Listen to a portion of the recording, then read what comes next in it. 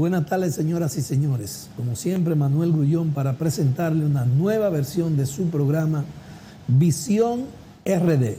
Como siempre, análisis de los principales hechos acaecidos, tanto en el plano nacional como en el plano internacional.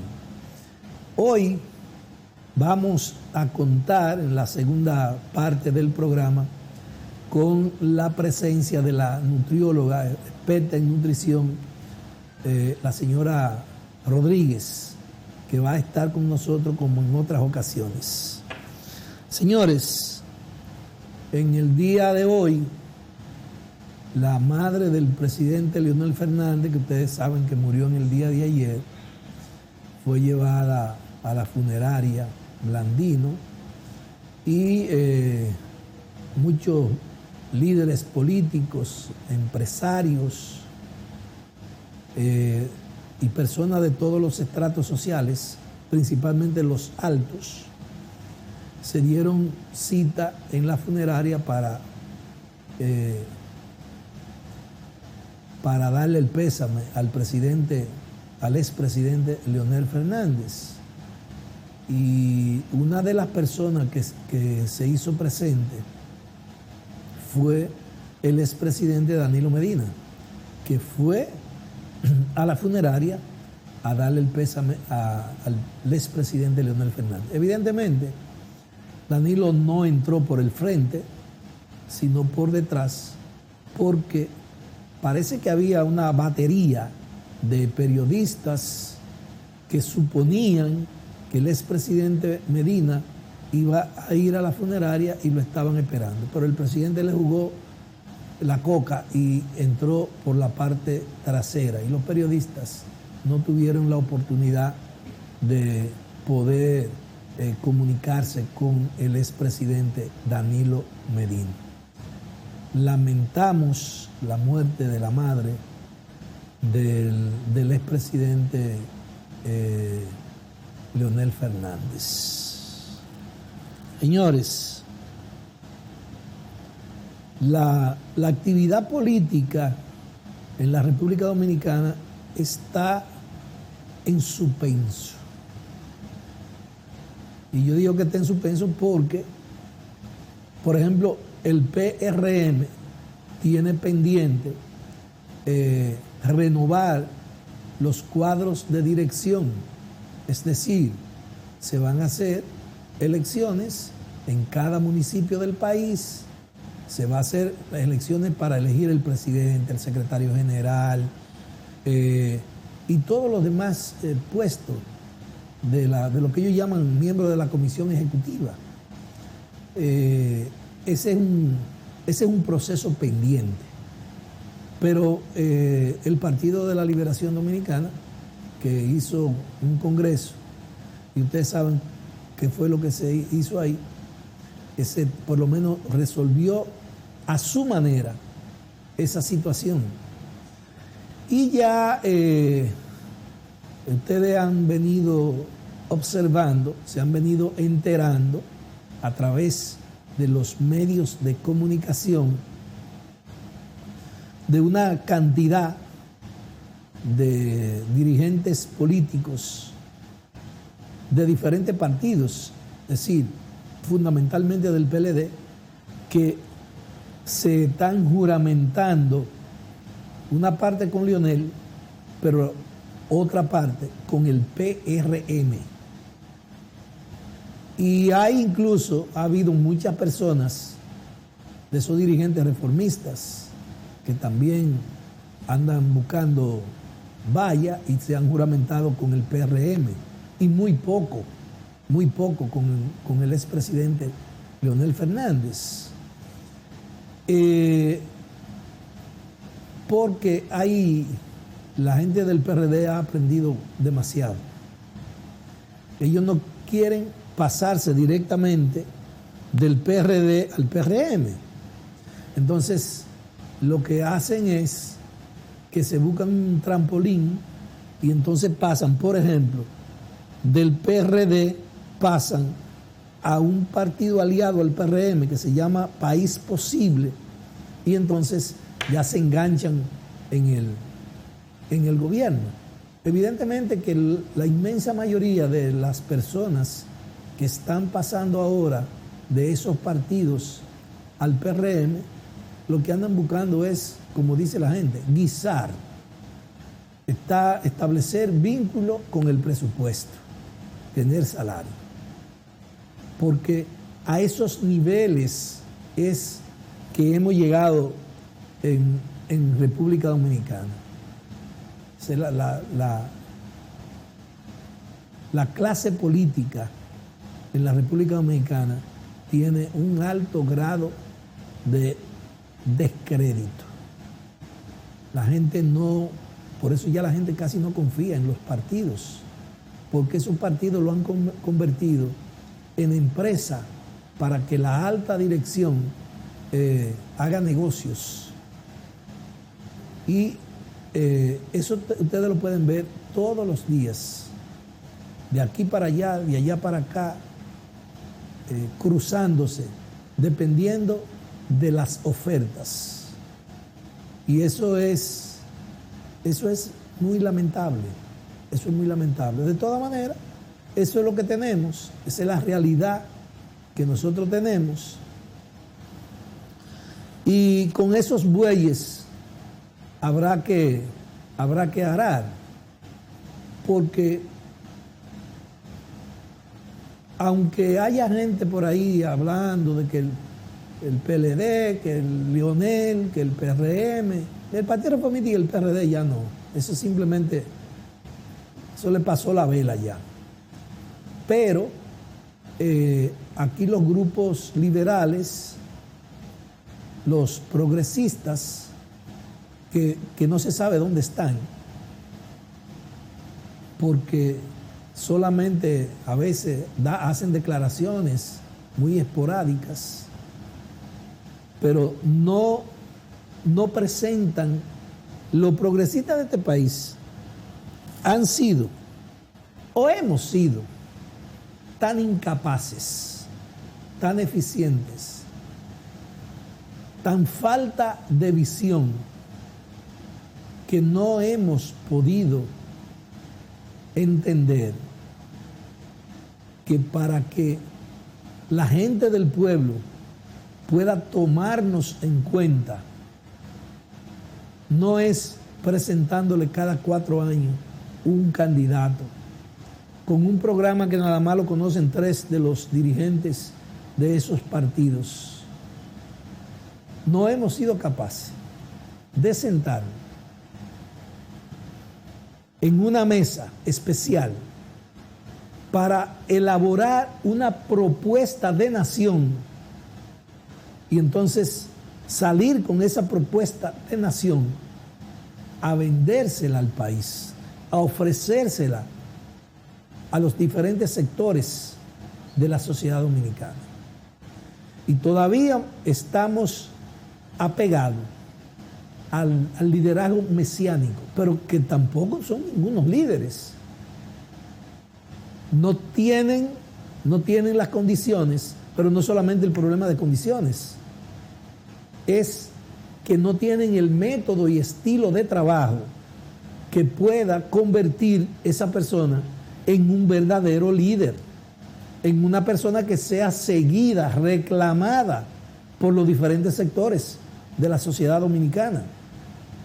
Y entonces vivimos haciendo elucubraciones, vivimos soñando con la luz, con la luna o Marte o Júpiter, no se sabe con cuántos planetas, y en eso nos hemos pasado el tiempo. Amén, amén, de que muchas veces los que estamos en la supuesta ala liberal somos más enemigos uno con otro que nosotros con lo de derecha. Y entonces, repito, aquí no ha aparecido un grupito de gente que sea capaz de iniciar un proceso de estudio de la sociedad dominicana, de las variables regionales y globales, porque ya tú no puedes hacer análisis solamente de que yo voy a hacer un análisis de la sociedad dominicana. ¿Por qué? Porque las variables externas a veces influyen más en las decisiones de la gente que las propias variables internas. Entonces, ya no es posible sentarse a hacer un estudio, hacer un análisis de la idiosincrasia de la sociedad dominicana al margen de las variables externas. Pero no importa. Lo cierto es que nunca hemos sido capaces de elaborar nada, ni de presentar nada. Y todavía no pasamos el tiempo pensando que un día vamos a ser gobierno.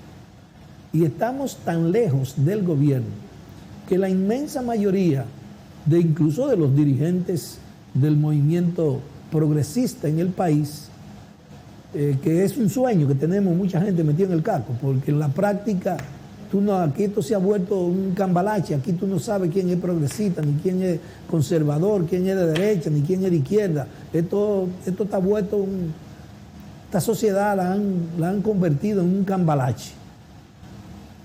Entonces, nosotros vivimos soñando de que un día vamos a tener el gobierno y que vamos a hacer esta cosa. Pero la inmensa mayoría de nosotros no conoce la estructura del Estado dominicano. No sabe lo que es el Estado. No sabe cómo funcionan las instituciones del Estado. Y entonces, por eso, generalmente vivimos dando palos a la ciega. Y fíjense que yo, aunque no estoy en ningún partido, no tengo vínculo orgánico con ningún partido, fíjense que yo me incluyo porque yo soy de lo que pienso que no solamente son progresistas los que puedan estar organizados en un partido político determinado. El progresismo, el liberalismo, no lo determina el color de la silla donde te sientes. Eso lo determina tu práctica y acción política. Simplemente eso. Lamentablemente, eso es lo que tenemos en el país. Por eso yo soy de lo que digo que, por ejemplo, en el 24, nosotros no tenemos que buscar nada. Porque no hay las más mínimas condiciones en el país para evitar que uno de los partidos tradicionales gane las elecciones. Hasta el día de hoy, ¿qué es lo que se vislumbra? Que Luis será candidato en el 24 y que va a ganar. Claro, eso es hoy. Dentro de una semana es posible que esas condiciones objetivas y subjetivas hayan cambiado y que entonces se pueda vislumbrar cualquier otra cosa, evidentemente, que no sea el movimiento progresista, el movimiento liberal, porque no tenemos posibilidades. Andamos en la estratosfera ladrándole a la luna. Esa es la realidad del movimiento progresista de la República Dominicana. Y es lamentable, pero muy lamentable, que la República Dominicana, si usted analiza la situación de América Latina, incluyendo América del Sur, en todos los países latinoamericanos, en todos, incluyendo Haití, hay una expresión del progresismo, del liberalismo, incluso organizada, que participa, que protesta, que propone en todos los países, incluyendo Haití. Sin embargo, nosotros aquí nos han convertido en que nadie sabe quién es progresista, quién es izquierdista, quién es conservador, nada. A eso, ahí hemos llegado. Señores, hay dos temas que yo, antes de que llegue la doctora, quiero tratar brevemente. Es el caso de la situación de Haití. Y recordarle a ustedes, porque ahora me toca recordárselo yo. ¿En qué quedó el gobierno dominicano con las autoridades haitianas y el famoso canal? ¿Ustedes recuerdan lo que le dije del canal? ¿Verdad que sí? Pero ustedes recordarán lo que le dije de la situación haitiana. Es una situación extremadamente complicada, compleja. Ahora renunció Klaus Jost, el que asumió el poder tras la muerte de Moïse, y fue apoyado incluso por la comunidad internacional. Pero resulta que en las últimas investigaciones han venido arrojando informaciones de que todo parece indicar, según las informaciones reseñadas en los medios hasta el día de hoy, que ese señor tenía relación con la gente que mataron a Moïse. Evidentemente, todavía eso está que no se sabe. Uno tiene una versión, el otro tiene otro, el otro tiene otro. De todas maneras, es muy posible, oigan lo que les voy a decir, es muy posible que la verdad no se conozca antes de que pasen 10, 15, 20, 25 años sobre esa situación. Porque la comunidad internacional, es decir, Estados Unidos, la OEA y una serie de organismos internacionales, son los que han venido manejando la situación ahora en Haití y sustituyeron al señor Klaus Jost por Henry, que fue aquel que el presidente Moïse había anunciado que era su ministro. Sí, sustituyendo al primer ministro, nombró a Henry. Pero, ahora lo nombraron a él, pero hay una parte de la población que sigue protestando porque no está de acuerdo con la solución que se le viene dando al problema de Haití. Porque la comunidad internacional ha manejado el asunto sin darle participación a la sociedad civil, a la fuerza viva de la sociedad de Haití. Porque a nosotros, es verdad, Haití tiene una serie de problemas y es un estado fallido y una serie de cosas, pero ellos tienen su presencia, ellos tienen su fuerza, ellos tienen sus derechos a expresarse, a opinar, a proponer, y entonces hay que escucharlo, hay que reunirse con ellos. Pero estos organismos internacionales están haciendo las cosas a su estilo. Lo que ellos, según los intereses de ellos y los intereses de la gente que está con ellos, mueven la ficha, ponen este aquí, te lo ponen aquí, te lo ponen allí, por aquí es que va la cosa. Y mientras las cosas se estén manejando de esa manera en Haití, no va a haber una salida que permita que la situación en Haití pueda normalizarse. Yo le dije en una ocasión que no quería hacer análisis de la situación de Haití por lo complejo que es esa sociedad y por la manera como se maneja la comunidad internacional, los organismos internacionales. Que, por ejemplo, ustedes vieron que apoyaron públicamente y lo anunciaron a Klaus Jost, que fue el primer ministro que fue sustituido por el presidente Moïse. Pero ya lo soltaron en banda, ahora de que él va a seguir siendo ministro de Relaciones Exteriores, va a ser parte del gobierno nuevo de Haití. Yo no sé cómo, si los propios organismos internacionales lo están acusando de ser cómplice de la muerte del expresidente, entonces cómo lo ponen a manejar las relaciones internacionales, el Ministerio de Exterior. Pero esas son las cosas y esa es la forma como se comporta la Embajada de los Estados Unidos, la OEA y esos organismos que tienen sus intereses y que no le importa el pueblo. Simplemente le importa sus intereses económicos, políticos y los intereses estratégicos. Porque le voy a decir una cosa. La gente piensa como que, no, que Haití, eso no sirve, eso no tiene ningún valor, ahí no hay ni siquiera agua. Ahí hay muchas cosas, pero muchas cosas de mucho valor y además un punto extremadamente estratégico. Yo no quiero hablar de cosas muy profundas, no quiero profundizar en las aguas. Lo único que yo quiero que ustedes sepan es que las costas haitianas, los puertos haitianos, son muy codiciados.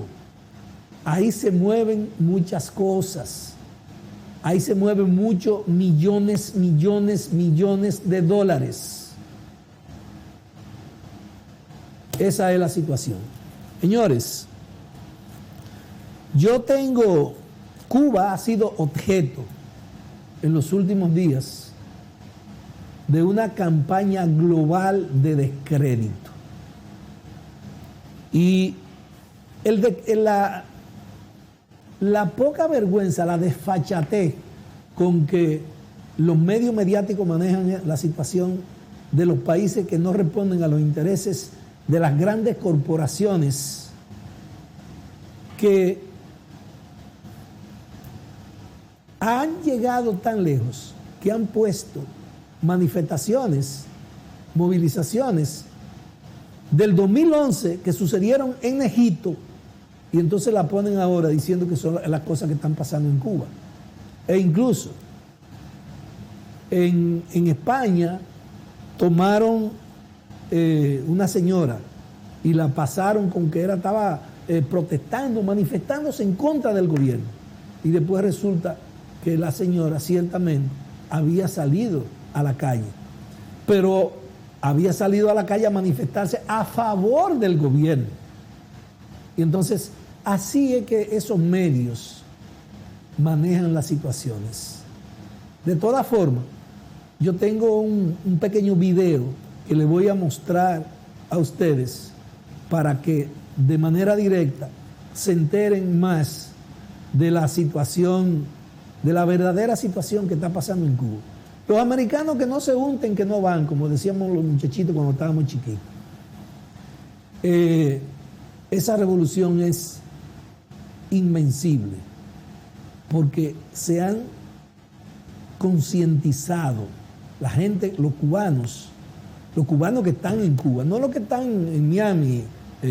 Y déjenme decirles también que no todos los cubanos que están en Miami piensan iguales, ni actúan iguales. Solamente los que están negociando, los que están recibiendo beneficios económicos de esa ONG y de esos organismos de Estados Unidos que lo financian las multinacionales, son los que se expresan en contra del gobierno de Cuba. Pero en las mismas movilizaciones de ahora, ninguna de esas movilizaciones superó las 300 personas. Y entonces salieron a decir que en Cuba habían muertos, desaparecidos. Hablaban de 400 desaparecidos. Y resulta que no hay un solo desaparecido, no hay un solo herido en Cuba.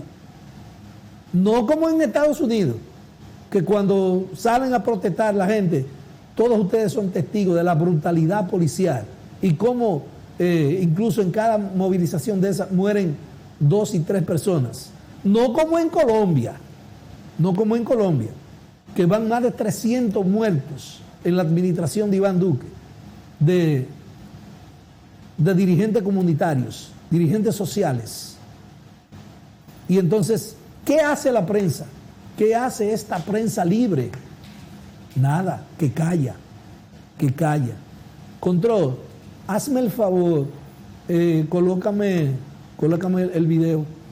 Bueno, Miguel Díaz-Canel asegura que Estados Unidos ha fracasado en su intento de destruir a Cuba. Fue su reacción a las declaraciones de Joe Biden, que calificó como fallido el sistema de la isla. El mandatario cubano llamó una vez más a eliminar ese bloqueo. Este último tema ha acentuado las divisiones en el Congreso norteamericano con voces a favor y en contra. Oliver Zamora nos acerca los pormenores. El presidente cubano Miguel Díaz-Canel Bermúdez ha reaccionado a las recientes declaraciones hechas por el mandatario estadounidense Joe Biden durante una rueda de prensa con Angela Merkel, unas declaraciones en las cuales califica a Cuba como un estado fallido, al socialismo como un sistema fracasado, declaraciones en las que también ha dicho que le gustaría enviar vacunas a Cuba para ayudar a la vacunación del pueblo cubano siempre y cuando fuera a través de una organización internacional, en la cual también ha negado por el momento lo que fue una de sus promesas de campaña, levantar las sanciones contra el envío de remesas hacia la isla. La reacción por parte del mandatario cubano, del presidente Miguel Díaz-Canel, ha sido a través de su cuenta oficial en Twitter con un grupo de mensajes en los cuales asegura que si Estados Unidos, si la actual administración demócrata realmente estaría interesada o estuviera interesada en ayudar a los cubanos, comenzaría por levantar las más de 240 medidas aprobadas por el antecesor de Biden, es decir, por el expresidente Donald Trump, y también ha asegurado de que la política de Estados Unidos hacia Cuba ha fracasado en sus objetivos y que es un país que no tiene la moral para hablar sobre el enfrentamiento a la pandemia ni los derechos humanos. La posición de Joe Biden contrasta con algunas figuras relevantes de su partido. Por ejemplo, recientemente el presidente del Comité de Exteriores de la Cámara de Representantes solicitó al mandatario levantar el embargo contra Cuba o comenzar un proceso de levantamiento del bloqueo estadounidense. Y más recientemente, la congresista Ocasio-Cortez se ha referido a los daños que ha causado la política estadounidense contra la isla. Escuchemos un fragmento. Lo que es extraordinariamente importante para nosotros comunicar son las acciones y las contribuciones de Estados Unidos al sufrimiento de los cubanos en la isla. Eso está directamente relacionado con el embargo de Estados Unidos, un embargo económico que francamente ha estado en vigor durante más de 60 años. El mes pasado, una vez más, la ONU votó abrumadoramente para pedir a Estados Unidos que levantara su embargo a Cuba y Estados Unidos fue uno de los únicos países que votó en contra. El embargo estadounidense es absurdamente cruel. El ofrecimiento de Biden de enviar vacunas al país contrasta con la realidad cubana. Cuba posee 5 fármacos vacunales, uno de ellos ya convertido en la primera vacuna de América Latina y 2 de ellos con un alto % de eficacia. Se han aplicado más de 7 millones de dosis de estos 2 candidatos vacunales, Soberana 02 y Abdala, en la isla, y según cifras ofrecidas por el gobierno basadas en estadísticas internacionales, Cuba está por encima de la media mundial con respecto al proceso de vacunación. Los cubanos creen, o algunos cubanos con los cuales conversó RT, creen que Biden podría ir más allá y tener otros gestos que no sean precisamente el envío de estos fármacos. Bueno, yo le diría que no, que a Cuba no le hace falta ese envío de vacuna para nada, porque nosotros creo que este país ha sido lo suficientemente inteligente como para crear todas las vacunas esas para este pueblo. La vacuna de nosotros está en una de las mejores vacunas del mundo. Con la vacuna de nosotros no necesitamos otra vacuna. Lo que necesitamos es lo que él nos quita, los insumos, los medios para lograr nuestro objetivo. Joe Biden se ha referido a la situación interna en Cuba en términos muy duros después de los sucesos ocurridos el pasado domingo, y lo ha hecho en medio de una revisión de la política de Estados Unidos hacia Cuba, un proceso que mantiene vigente todas las medidas tomadas por su antecesor Donald Trump, y que según algunos expertos toda esta situación que se ha sucedido en las últimas jornadas podría ser o una buena oportunidad para un acercamiento, pero también podría ser un gran obstáculo que podría favorecer los intereses de los sectores en Estados Unidos contrarios a un nuevo deshielo entre ambas naciones.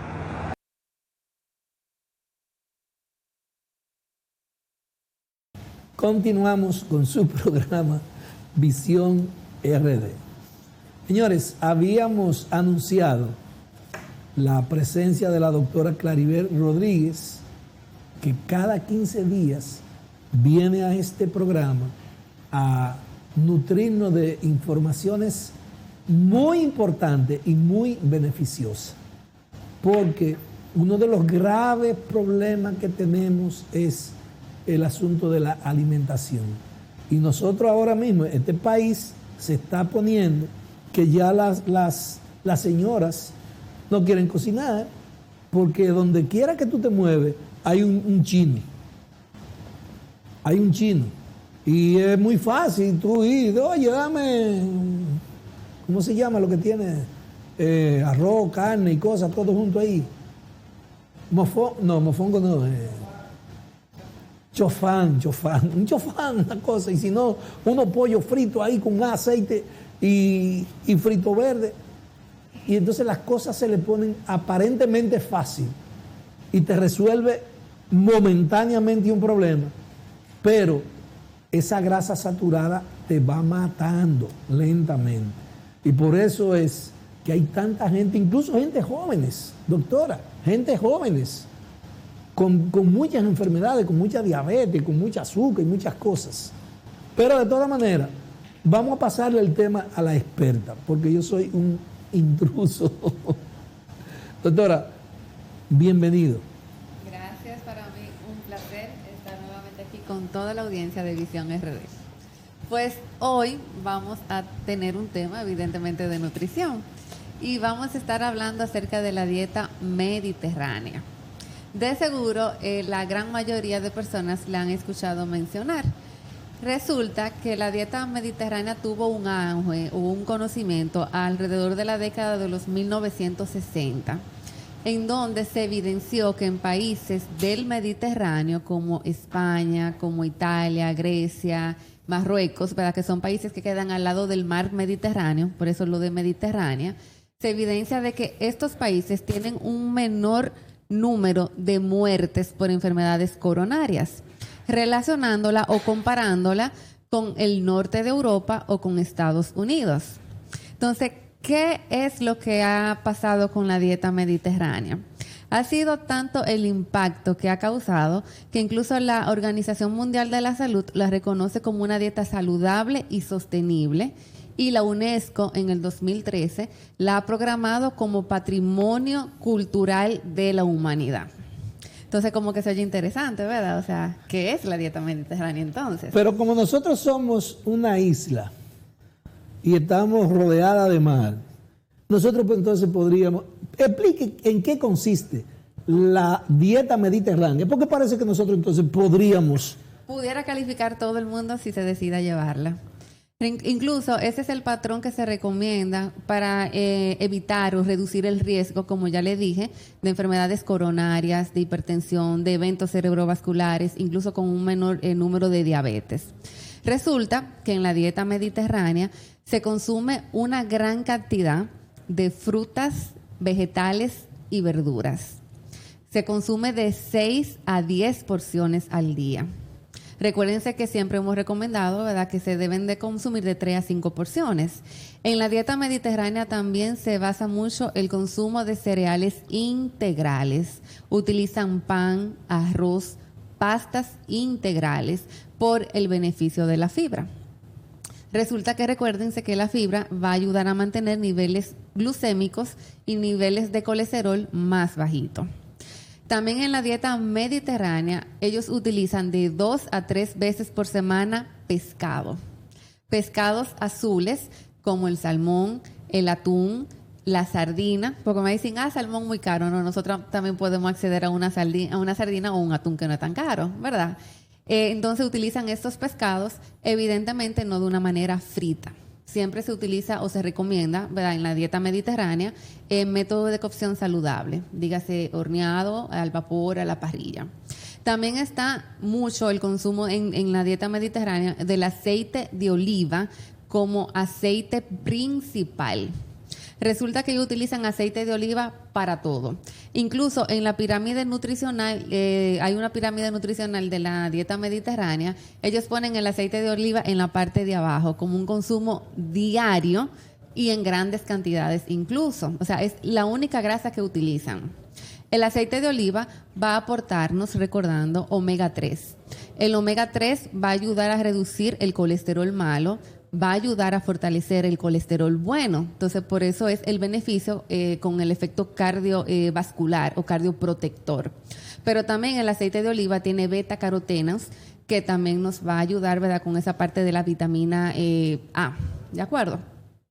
También en la dieta mediterránea utilizan mucho los granos, utilizan mucho las leguminosas, utilizan las habichuelas, garbanzos, como una muy buena fuente de proteína de origen vegetal y también como una fuente de fibra.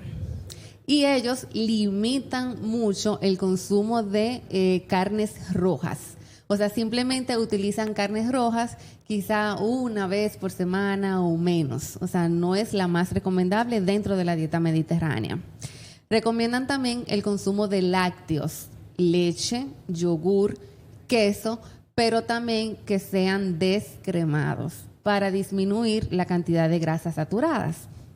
También en la dieta mediterránea se limita mucho el sodio, la sal. Recuérdense que incluso en un programa acá yo les hablé de todo el daño que puede ocasionar una dieta alta en sodio y que realmente la mayoría de la población duplica o triplica la cantidad de las recomendaciones de sodio, de los 2.300 miligramos o los 5 gramos que equivalen a una cucharadita. Entonces, ellos, para darle más sabor y resaltar el sabor de los alimentos, utilizan muchas hierbas aromáticas y mucha especie. Como yo digo, o sea, no hay que comer salado para uno comer una comida que sea deliciosa y que sea sobre todo sana. Ellos en la dieta mediterránea limitan también el consumo de alimentos ultras procesados. Todos esos alimentos que son empacados. Recuérdense que todas esas cosas empacadas también, si son enlatados, tienen mucho sodio. Si son cosas que vienen en caja, a veces tienen ingredientes que ni nosotros mismos sabemos casi leerlo, porque es como leer un trabalengua de cosas tan raras. Entonces, ellos basan su alimentación más en esos alimentos frescos. Frescos como la fruta, los vegetales, el pescado y los granos. Esa es entonces las recomendaciones de la dieta mediterránea.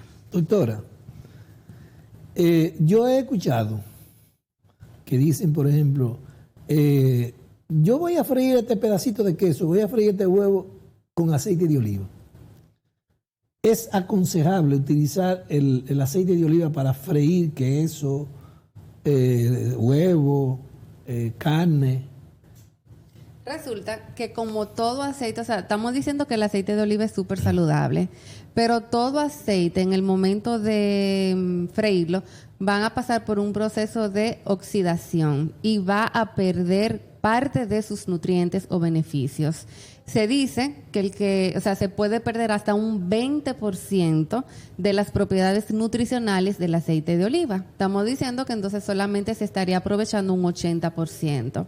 En todo caso, se recomienda que sea mejor, si es para esos métodos de cocción, un aceite de oliva extra virgen, que es todavía de mayor calidad, y se recomienda no calentarlo a más de 180 grados Celsius. O sea, lo ideal es consumirlo en crudo para poderlo aprovechar con todo su valor nutricional, pero entre un aceite de girasol o un aceite de palma, preferiblemente un aceite de oliva extra virgen y no calentando mucho ese aceite a la hora de freír lo que se vaya a freír.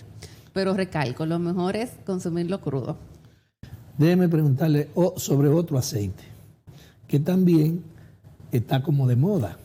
El de coco. El de coco. Y he leído y he escuchado a algunas personas hablando de las virtudes del aceite de coco. Yo no lo puedo comer, pero me dicen que no, que es muy saludable para la salud. ¿Qué hay de cierto con eso? ¿Y cómo se recomienda el uso del aceite de coco? Realmente el aceite de coco también lo ideal, o sea, es una fuente natural también, pero también contiene grasa saturada, al igual que el aceite de palma que mencioné. la mejor manera en caso de consumirlo también sería en crudo. O sea, es lo que le acabo de decir también con el aceite de oliva. Todo aceite que se calienta pierde sus propiedades nutricionales. Ok, algo donde mucha de la gente se pierde es que, ok, son alimentos supuestamente saludables, pero también les recuerdo que por ser grasas tienen un mayor valor energético, o sea, tienen mayor cantidad de calorías. Entonces, de consumirlo, se debe de consumir es con moderación. No es que vamos a gastarnos quizá medio litro o 1 litro de aceite de coco o aceite de oliva, quizá en 2 días, ¿de acuerdo? Sí se puede consumir, pero lo ideal es que sea, como digo, así en crudo. Doctora, vamos aterrizando sobre algo. Las sociedades han venido cambiando muchas costumbres. Y, por ejemplo, aquí en la ciudad, si usted se mueve por algunos sitios, por ejemplo, si usted va para Guaucí, usted va a encontrar en menos de 1 kilómetro, por lo menos 5 restaurantes chinos. De esos restaurantes que venden lo que nosotros llamamos la comida chatarra. No es que nosotros estemos diciendo ni haciéndole campaña en contra de los restaurantes chinos ni nada que se parezca. Lo que estamos hablando aquí es de orientar las personas para que las cosas que coman todos los días no le produzcan daño a la salud. ¿Cuál es la estimación que usted tiene sobre la forma como nos estamos alimentando ahora? Porque también le digo, de noche, de tardecita, usted ve todos esos negocios que venden chimichurri, que venden hot dog, y que, oye, la gente se pone loca comprando esas cosas. Así es. Es cierto que cada vez más la gente vive en patines, como digo yo. O sea, uno vive con 50,000 cosas, que el trabajo, que la casa, que los muchachos, o sea, 50,000 cosas, y que muchas veces no se dispone quizás de mucho tiempo para tú poder cocinar, vamos a decirlo así. Pero también es cierto que si vemos la cantidad de cifras, o sea, de las enfermedades cardiovasculares, han ido en aumento en los últimos años en todos los países. ¿Y qué sucede? Porque justamente esa industria alimentaria de comida chatarra ha ido en aumento en los últimos años. Si nos vamos a los años 70, 60, quizá eran muy pocos esos restaurantes de comida rápida que no existían.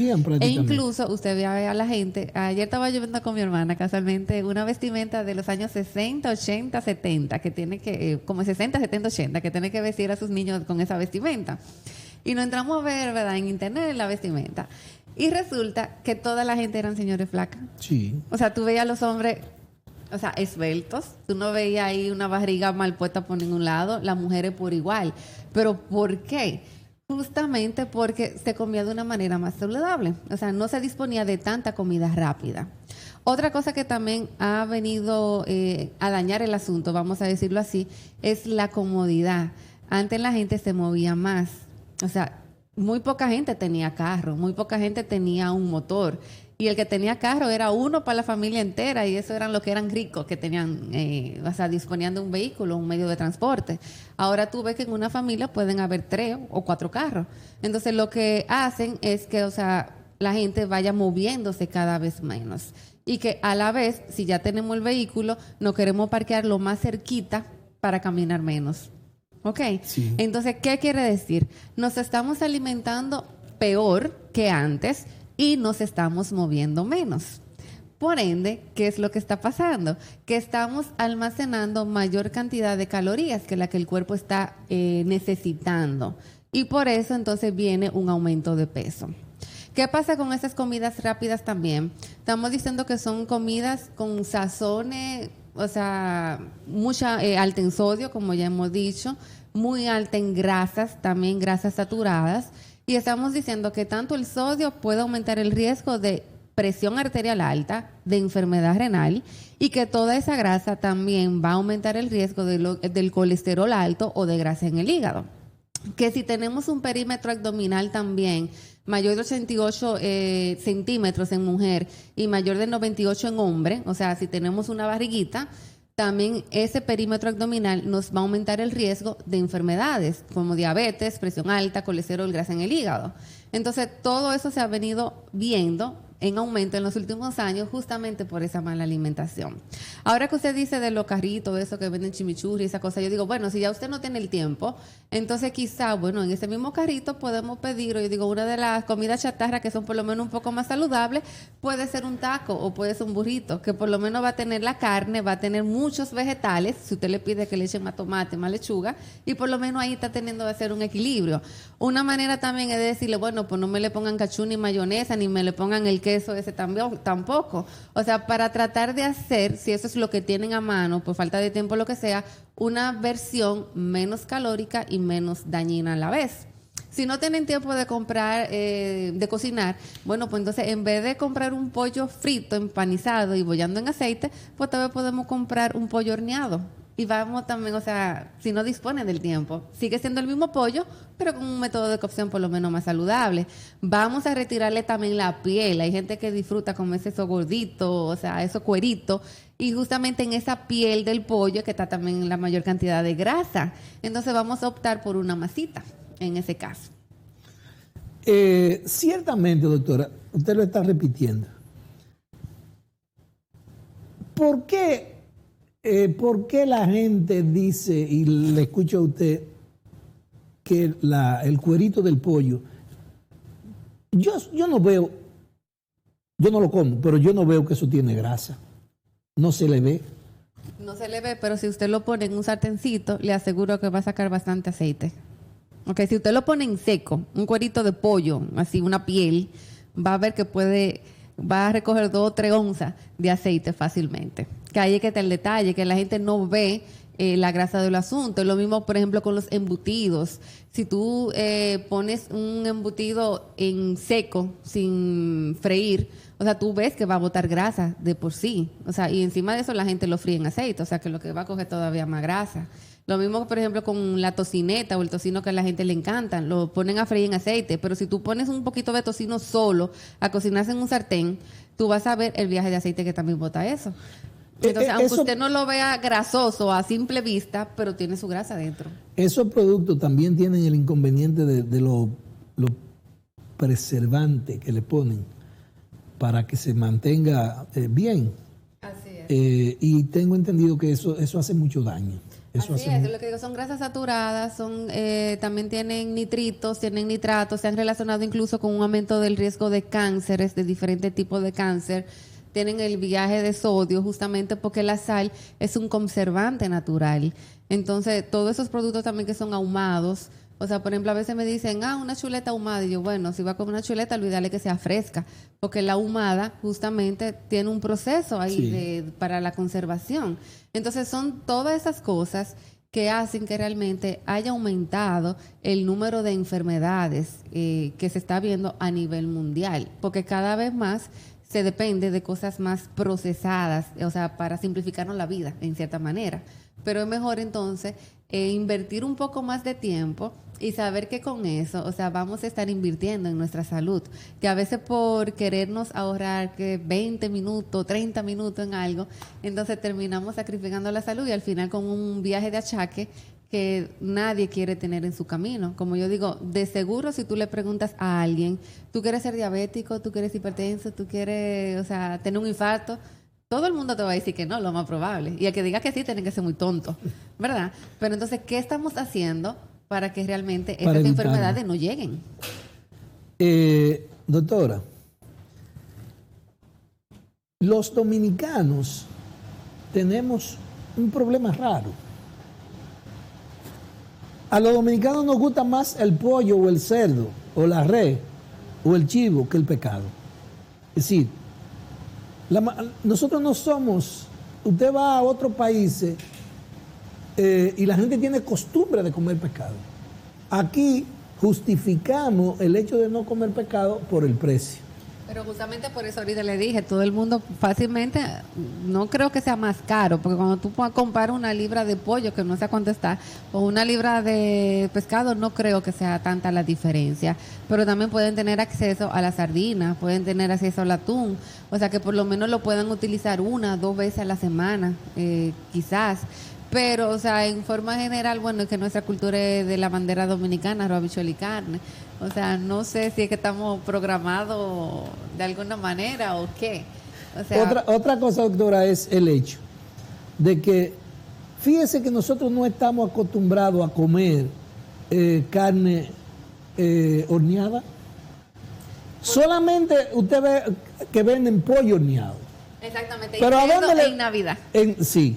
No, ahora lo venden en todas las estaciones del año.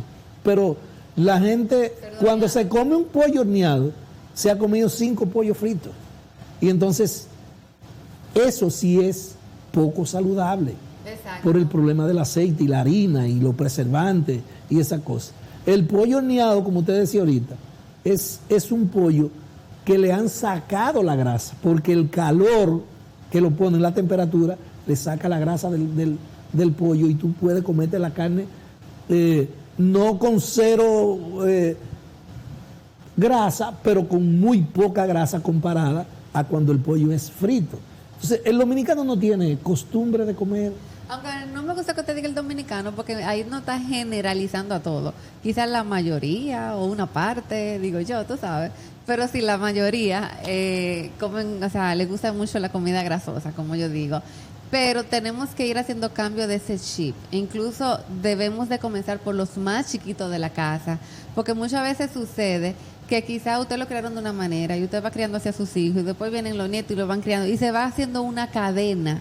Entonces, la educación siempre comienza en la casa en todos los sentidos, y también la educación alimentaria debe de comenzar en la casa. A lo más chiquito ya tenemos que ir inculcándole que es más sano comer las cosas que no sean fritas, que de vez en cuando podemos disfrutar quizás de un pollito frito, de unos platanitos fritos, pero que eso no sea la cotidianidad, que eso quizás sea algo esporádico, no lo cotidiano. A lo más chiquito ya hay que ir introduciéndole también esas frutas como meriendas. Las frutas también son una muy buena opción como postre. Quizás en vez de usted coger un tres leche o un brownie por ahí luego de comer, entonces comes una buena porción de fruta fría, la que usted prefiera. Y de esa manera entonces vamos a ir alimentándonos de una manera más saludable. Y esa porción de ese postre, bueno, pues la dejamos para un día. O sea, pero que no sea lo cotidiano. Mire, doctora, aquí hay mucho problema con el asunto de la alimentación. Mire, los niños que van a las escuelas, ahora que se ha anunciado las clases presenciales, esos niños, los padres generalmente, le dan algunos pesitos para el recreo, como se dice. Y las cosas que esos muchachitos compran, unos cositos que son así, como deditos, que son como amarillos, eso usted lo pone en el fuego y se derrite. Porque venden muchas cosas sin el menor cuidado, sin el menor análisis de calidad, de nada. Y entonces se permite que los niños coman todas esas cosas que le hacen mucho daño.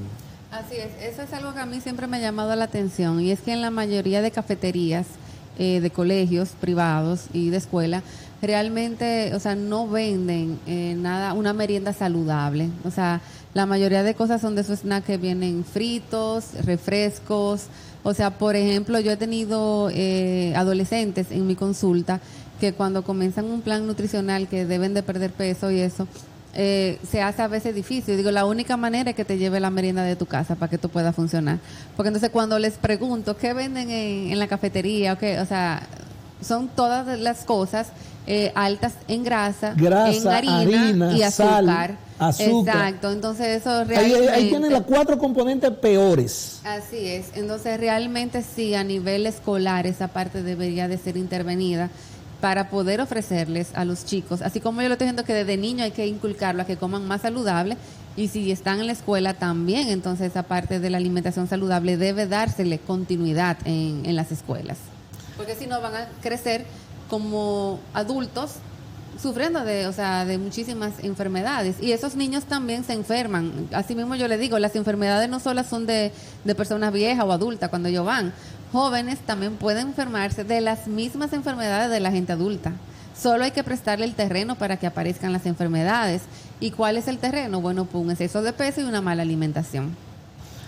Es lamentable que nosotros seamos un país con tan pocos niveles de organización, porque la escuela debiera ser un centro.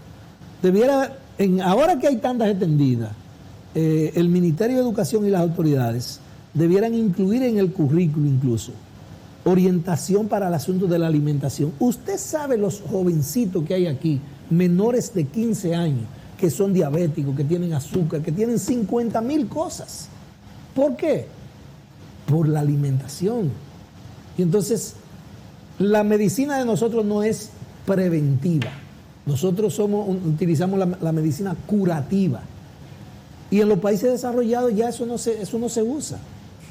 Nada, doctora, se nos acabó el tiempo, despídase y decirle a la gente que cuando tengan su problemita vayan donde la doctora, que ella... Cuando tengan su problema, usted acaba de decir medicina preventiva, entonces vamos a prevenir también, estoy a la orden para esa prevención, y bueno, ya cuando si necesitan ayuda en la enfermedad. Señores, gracias por su sintonía, hasta mañana, y no se vayan que viene Entre Jerez.